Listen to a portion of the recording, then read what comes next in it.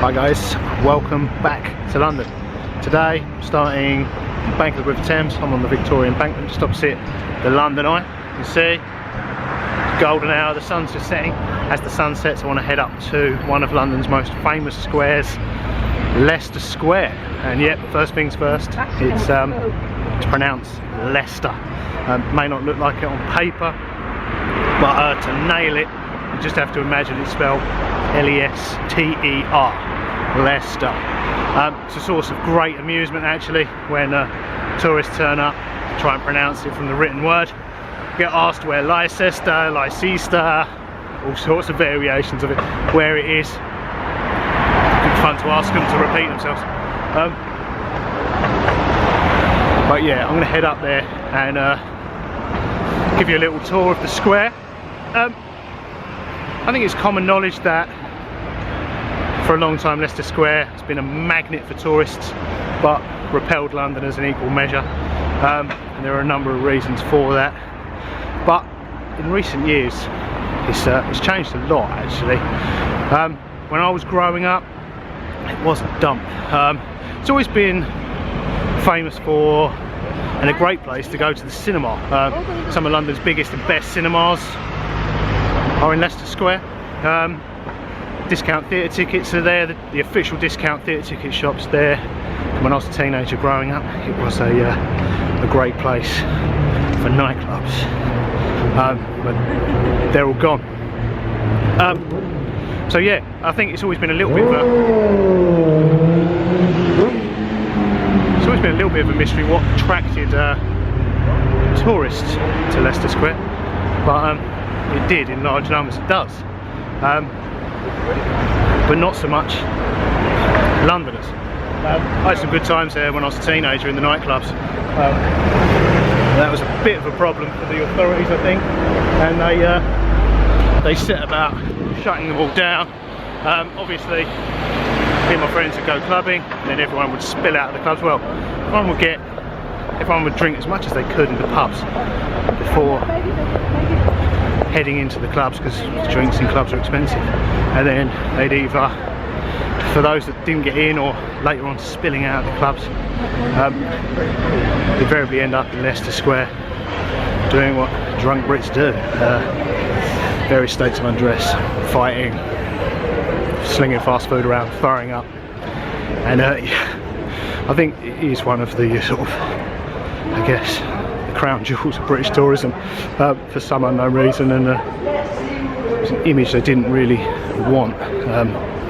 So yeah, they set about shutting down the clubs in recent years and not renewing licences, and so yeah, sadly today there's very few clubs left either in Leicester Square or the surrounding streets. But anyway, enough about the nightclubs. Yeah, we'll head up there.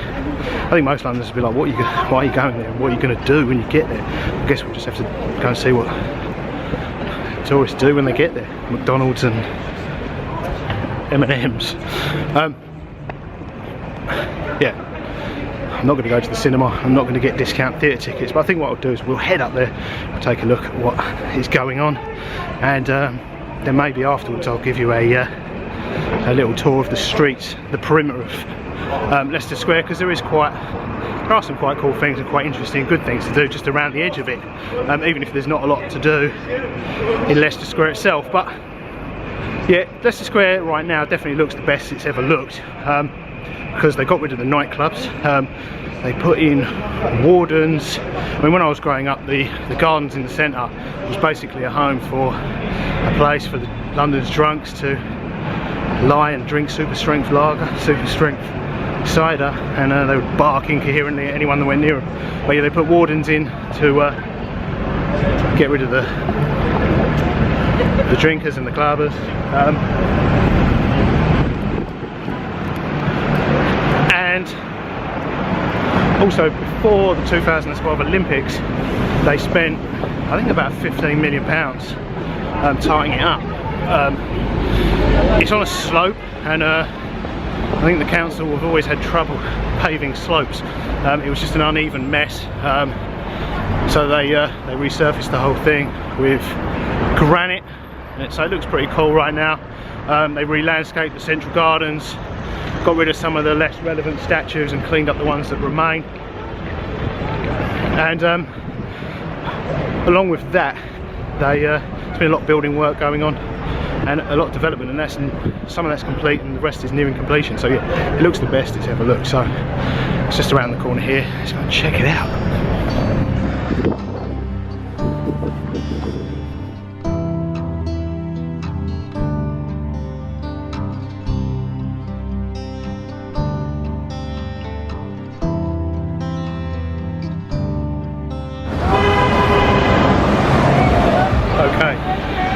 That is one of the entrances there to Leicester Square.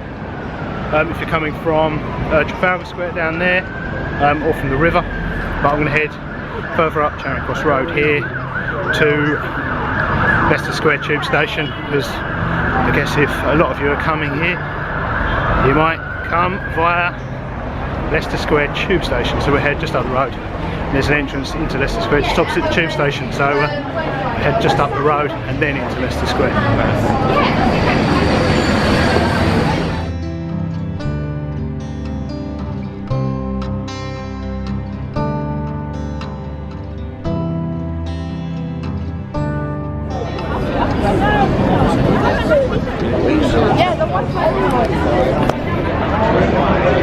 Okay.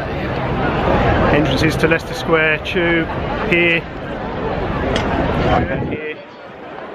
Leicester Square's right here. Got the Hippodrome on the corner here. It's a casino today. Growing up when I was a kid, it was a nightclub, massive nightclub. Yeah, welcome to Leicester Square.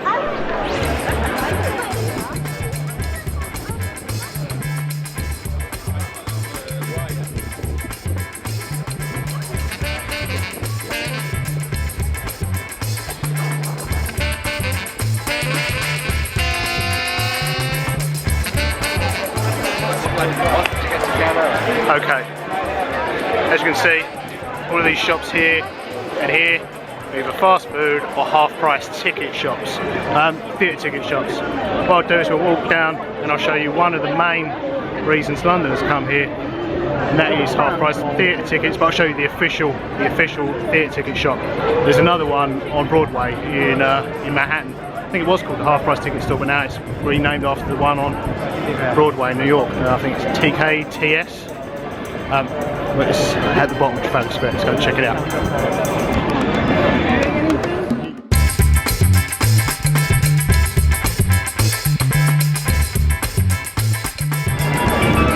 Okay, there is. You probably can't see it, but you might be able to hear it.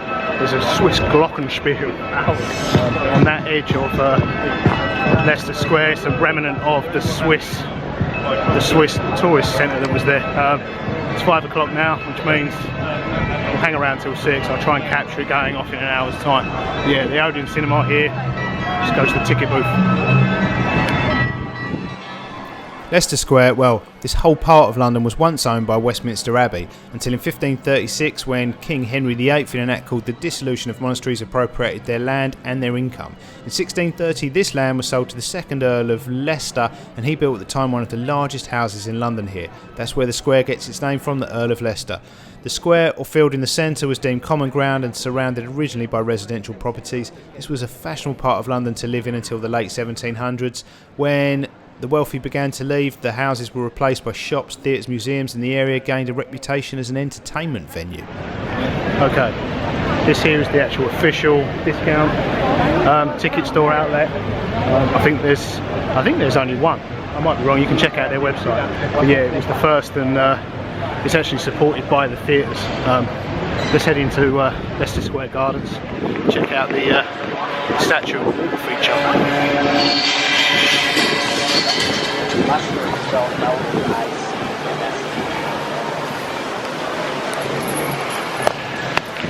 Okay, just in time.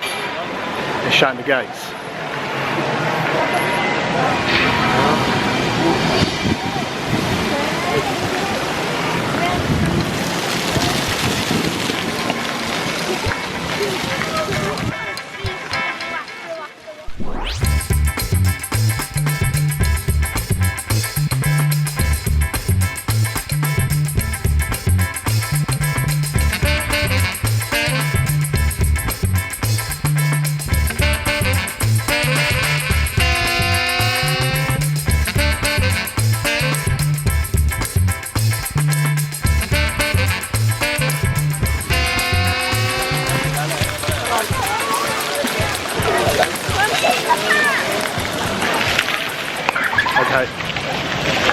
Besides the central statue of Shakespeare, we've got Charlie Chaplin here.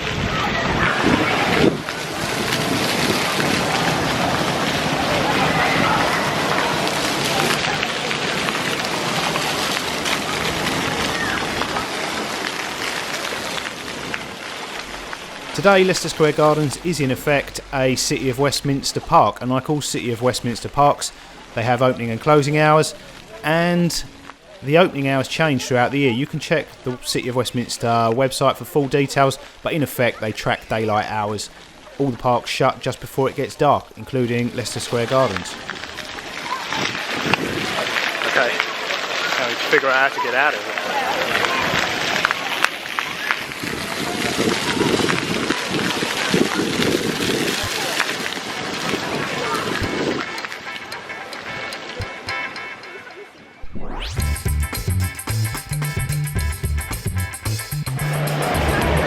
Okay, most of this was done, re-landscaped, the granite flooring, all the new grass areas was done for the, well, it was completed in time for the Olympics. This building here was completely gutted, set, nothing to do with that, but they kept the exterior and just rebuilt the interior. It looked amazing when it was being done.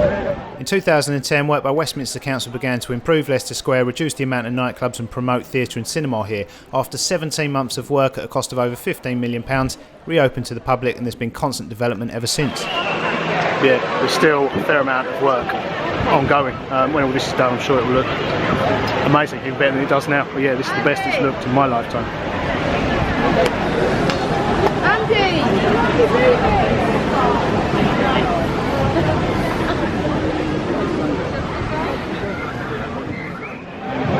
Okay, today, this, the Lego store, it's a huge draw. See, look at the queue. They sell Lego, but you can queue up and play with Lego, I think, when you're in there. The queue's unbelievable.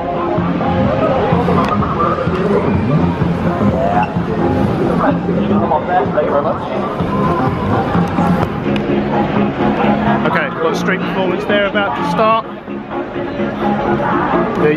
This building here, when I was a kid growing up, this was the Swiss Centre. They demolished it 2008, I think, and built the W Hotel, which features M&M well. But yeah, when it was the Swiss Centre, they built this.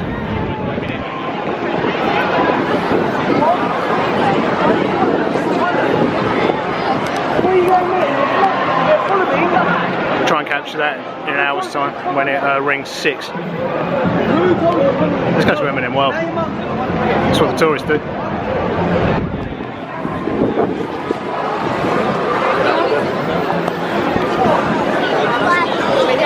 You're so excited.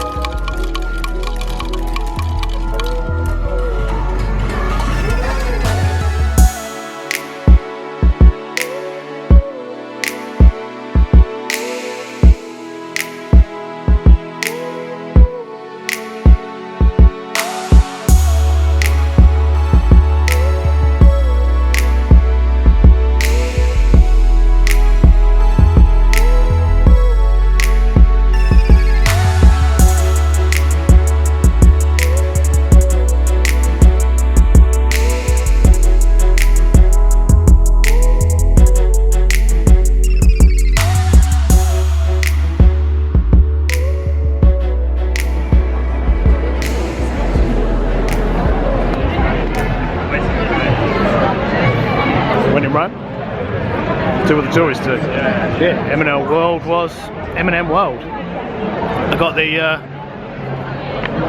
personalised M&Ms. See if I can show you. They sealed them in.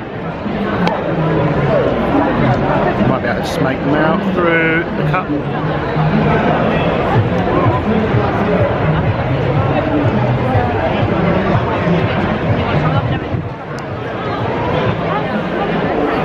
Okay, struggling to focus on the M&Ms, but I got Roberts London printed on one side and the Union Jack flag and London written on the other. Kids will love it in there. It's everything you can imagine possible with M&M stamped on it. Right outside, Lego. Check it out, this huge Lego Big Ben.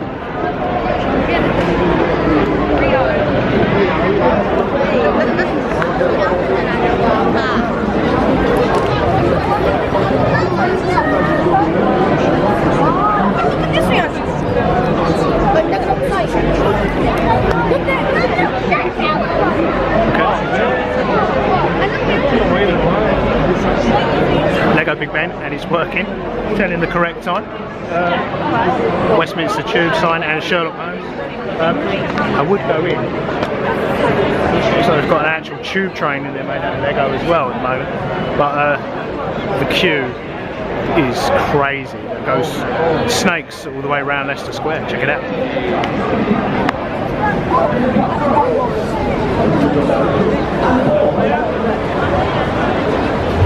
That was going to be the finale. I was going to go. I don't know how you use my tables and bring them. Just bring up that table.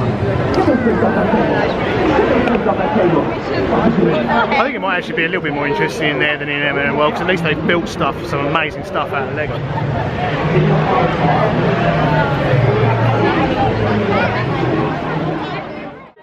Okay, so yeah, M&M World. Essentially the W Hotel, the entrance is around the corner of the building. Lego. Got the gardens there, we've got street performance going on here, huge crowd there. The Nickelodeon store there, I can see, I don't know if you can make out. SpongeBob. SpongeBob taking photos with kids. Before you end, we haven't started, calm down. Which one would you like to see? Good stuff. It doesn't matter where you stop, we're only going to use, and I'm allowed to see the card, we're only going to use a piece of it. What's your approach? Yeah, as I was saying earlier, I think it's always been a mystery with Londoners what draws tourists here. We seem to see why kids would love it. Lego, M&M, Nickelodeon, McDonald's, Burger King, Pizza Hut, Chiquitos, and obviously for Londoners the main draw is the cinema. They've got the biggest cinema, the cinema with the most seats, and movie premieres are here. But apart from its central location, why are there such huge crowds here is a bit of a mystery.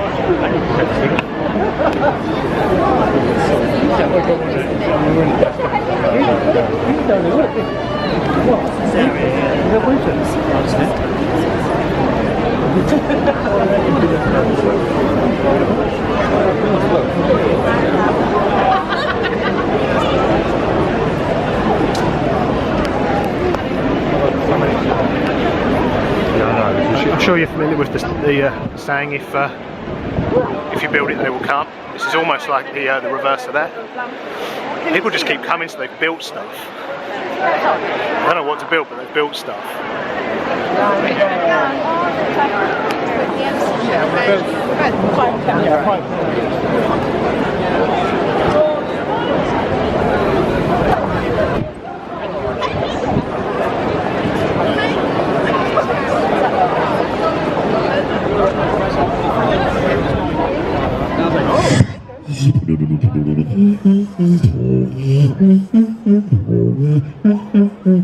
This is a special dedication to Sad. Okay, while I'm waiting for the Swiss clock to hit 6, I'll show you the main draw here for Londoners, which is the cinema. We've got a view cinema there. Just down here, arguably the cinema that dominates Leicester Square, the Odeon. huge Art Deco looking, well, a very modern building, but it's Art Deco looking in design. Check it out, the Odeon.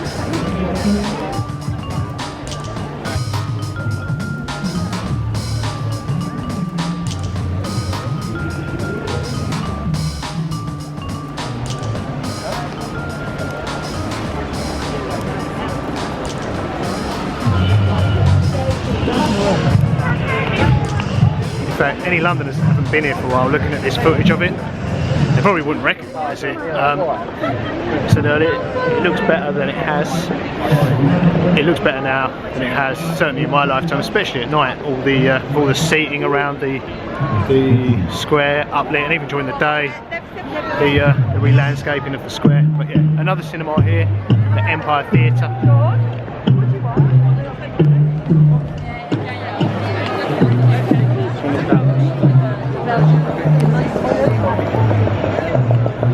There was an Odeon cinema at the bottom down there, but they recently flattened it and they're building a hotel, which apparently will have 2 cinema screens. I'll show you one of my favourite cinemas, which is up here towards Chinatown, just off Leicester Square. The Prince Charles Theatre. Check it out, it's just up here.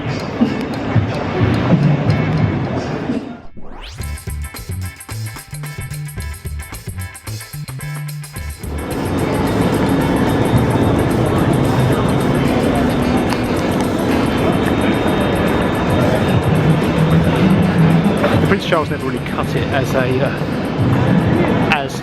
Leicester Square cinema, so it kind of resorted for a while to playing adult movies before my time.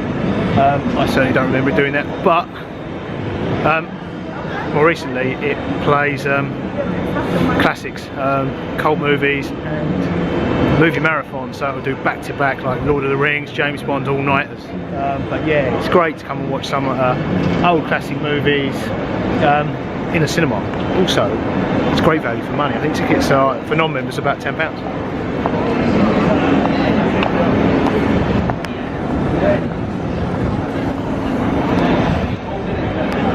So yeah, on the board right now, they've got a special edition of Mad Max, Big Trouble in Little China, Die Hard, the first one, and a few other classic and indie films. But yeah, let's head back down to Leicester Square itself and hopefully check out the Swiss clock, the Glockenspiel, striking 6.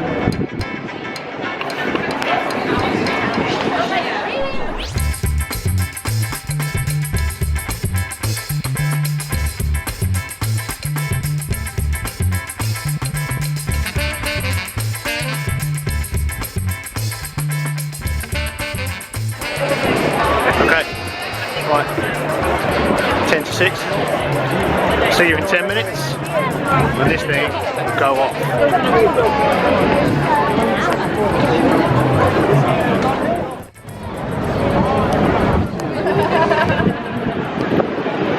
Okay, as you can see, the Swiss clock, Glockenspiel, is just closing. We haven't missed it, I captured it. It goes on for over 6 minutes. I thought it was never going to end, so rather than showing you that now, I will insert it at the end.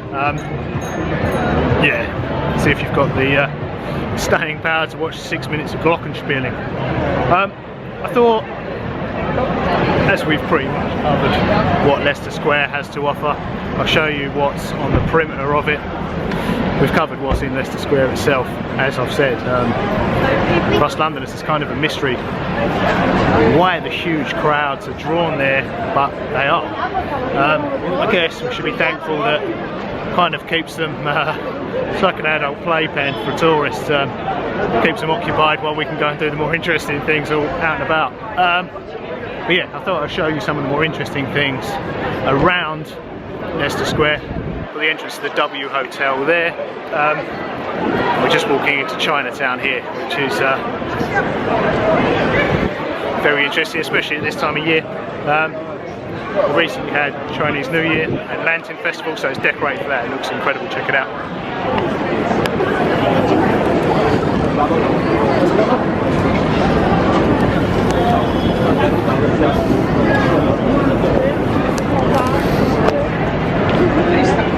Okay, I'll head down the main street of Chinatown. Just over there you have Piccadilly Circus as well, but this year the big neon lights, the signs have been replaced, so it's just blacked out at the minute. It's not as interesting as it is most of the time, so rather than heading there, we'll head down here to Chinatown.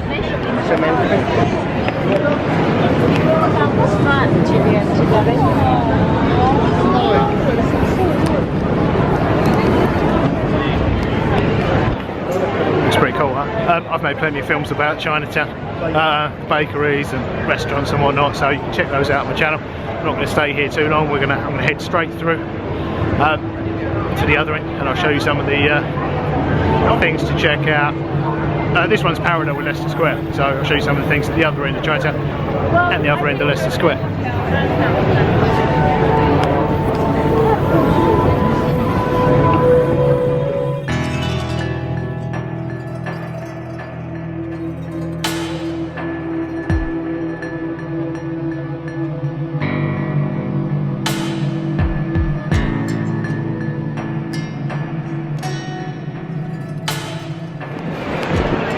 Okay, right, for the purposes of this video, I'll actually head back down into Leicester Square, but normally when I'm walking around town, during the day I'll cut through Leicester Square if I have to. At night now, it's heaving with people, so I usually use roads like Gerrard Street, Chinatown, and yeah, all these little roads above and all around Leicester Square to avoid the crowds here.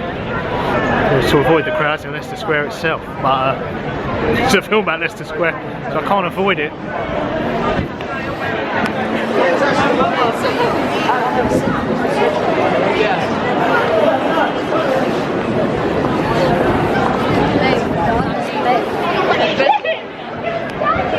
Okay, right, we'll head out just to Leicester Square Station.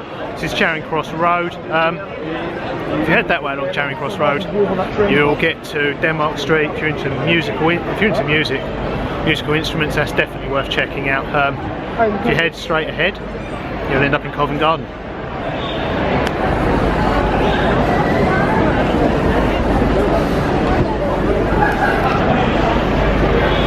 So yeah, that way you end up at Tottenham Court Tube, Denmark Street's on the way, and then Oxford Street on the left. That way, Seven Dials and Covent Garden. This way, the way we're heading out of Leicester Square, we're heading towards Trafalgar Square, Strand, Charing Cross. But I'll show you somewhere just on the edge of Leicester Square here, one of my favourite places to get relatively fast food, but it's a little bit more healthy than some of the options in Leicester Square itself. Gabby's Deli.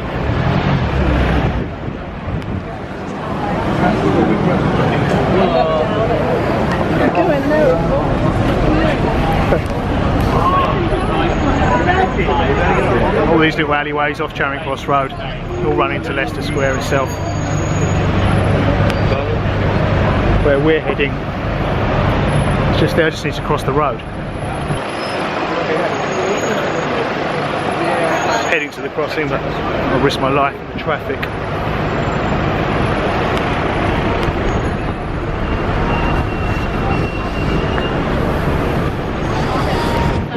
Okay, I've made films here before, and I've mentioned this before. Cecil Court, picture opportunity for Harry Potter fans. I think one of the movies was part of one of the movies was filmed there. They sell Harry Potter money in the coin shop. We're headed to Gabby's Deli.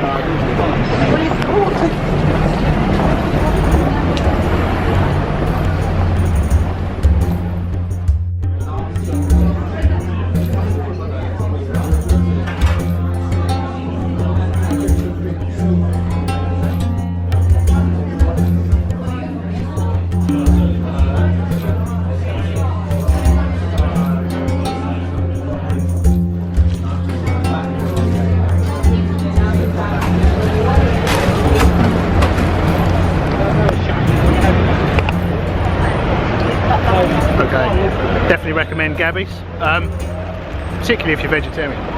I'm not vegetarian. I'll eat anything. But yeah, I've got falafels, hummus in pita bread. See if I can show you this. Okay.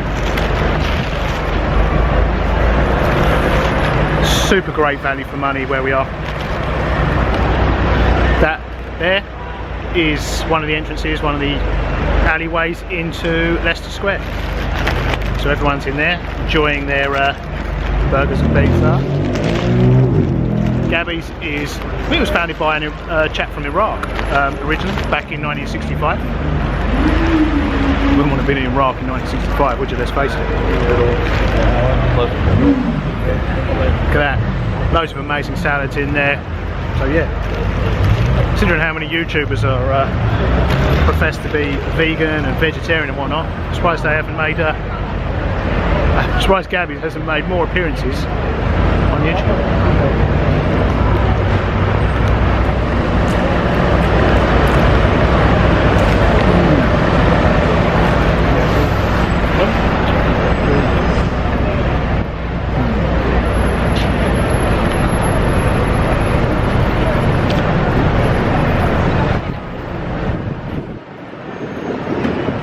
Pita bread's a little bit tough, I'm not going to lie. Biting back, but yeah, the filling's great. Falafel, hummus, mixed salad.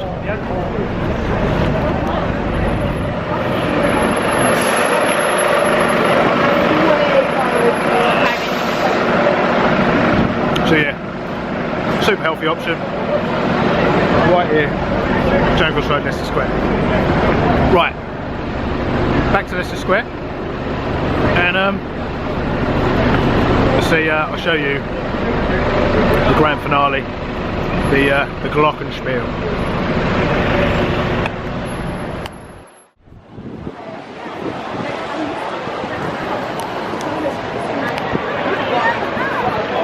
Okay, I've kind of avoided talking about this bit, Irving Street.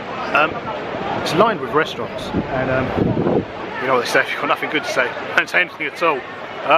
So I've kind of avoided it, but having said that, like the rest of Leicester Square, it's the best it's ever been in my lifetime. The fish and chip shop doesn't look bad, got a Subway there, Subway is what it is. You've still got a couple of the restaurants with the sort of touts outside trying to grab people in, which is always a sign of desperation. But yeah, they were all like that once. Yeah, fish and chips, Subway. Got a steak restaurant here, which I've not been in, so I can't tell you whether it's good or bad, but there is a queue. And a Wagamama's, and Wagamama's is pretty good. So yeah, it's the best it's ever been. It's still not a destination though.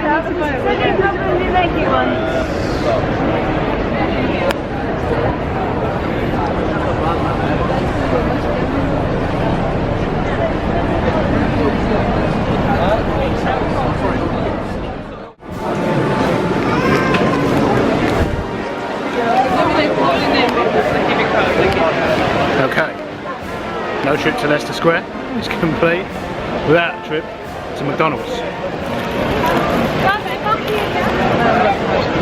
If you haven't tried one of these little burgers, bacon double cheeseburger, you're in for a treat. Let me show you.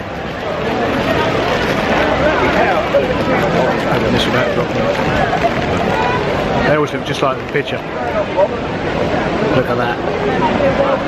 Bacon double cheeseburger, £1.49, 445 calories. Touchscreen ordering, available in dozens of different languages. All major credit card and debit cards accepted, and cash. If you get off the plane, you're jet lagged, you're tired, you want something familiar, it's excusable. Other than that, if you fly halfway around the world and end up in McDonald's, you're kind of missing the point.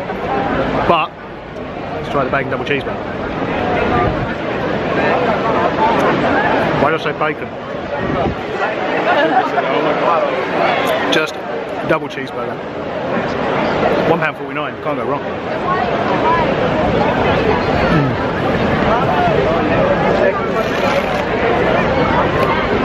Okay, I'm going to enjoy my double cheeseburger. I'm going to show you the Swiss clock, the Glockenspiel going off. It goes off for 6 minutes.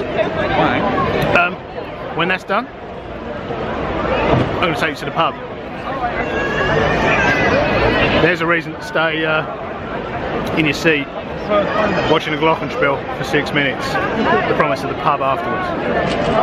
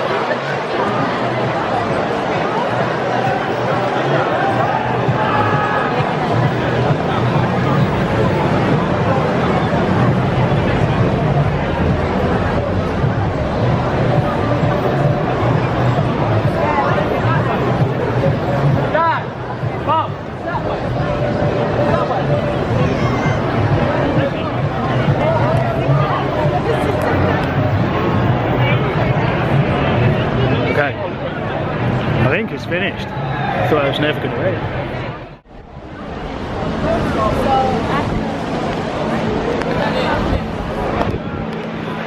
Okay, if you made it through 6 minutes of Glockenspiel in, well done. That's it for Leicester Square. I'm going to head to the pub. The Radisson Hotel there, the Hampshire, fantastic location. Never stayed in it, but I don't need to live here. Fantastic location. What else is there? Half price theatre tickets from TKTS. I think it is the only official half price or discount ticket store in town, and it's there. So for Londoners, half price theatre tickets are here, and the cinemas. Some of London's biggest and best cinemas are here. I guess the Lego store, M&M World. Yeah, we've seen the best of Leicester Square today. McDonald's. Gabby's I like, which is actually, I tried to stay inside as much as I could, Leicester Square, just to show you exactly what's in it. Because once you start walking outside, as we did with Chinatown and Gabby's, where do you draw the line? You can just keep going. Most people do just keep going. So yeah, hope you enjoyed that look at Leicester Square. The pub we're going to is just over the road, Shandos.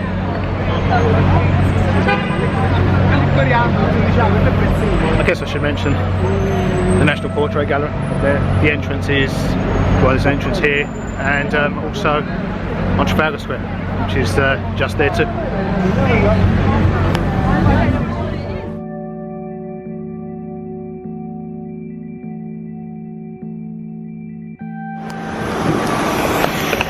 Okay, Shandos just here. There's a traditional pub downstairs.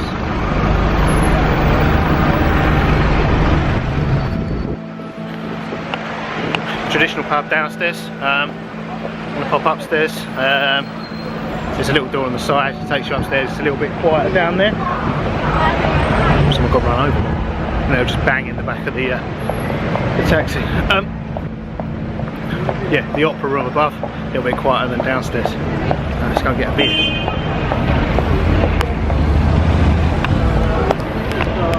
This is a Samuel Smith's pub. They make their own beer, they make their own everything. And that makes it great value. No branded, no brands other than their own.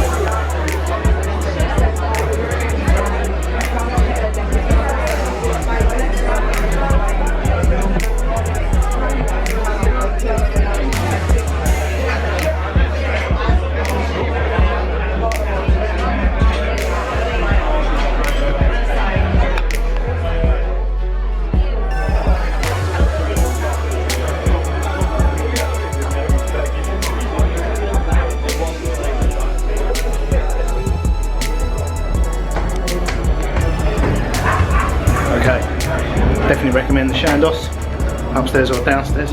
Samuel Smith's pubs, as I was saying, they're a brewery, and they only sell their own beers in their pubs. And what that means is they run lovely traditional old British pubs, £3.50 a pint. It tastes. They don't sell. They obviously only sell their own brands of their own brews. So it's not. They're not recognisable names of beers unless you're familiar with their pubs. They all taste just fine. And yeah, prices for London. I mean, Leicester Square there, Trafalgar Square just down there, and Covent Garden is there. But they've got quite a few pubs all over the country and all over London. So yeah, check out their website and see where the nearest one is. They are unbeatable value. You're not going to get a pint of beer for £3.50 anywhere else around here, and that really isn't the reason I go there. It's just a nice pub. I go there if the beer was £5 or £6 a pint, like most pubs. Right, until next time, toodles. And that £5 or £6 if you're lucky, yeah, especially here.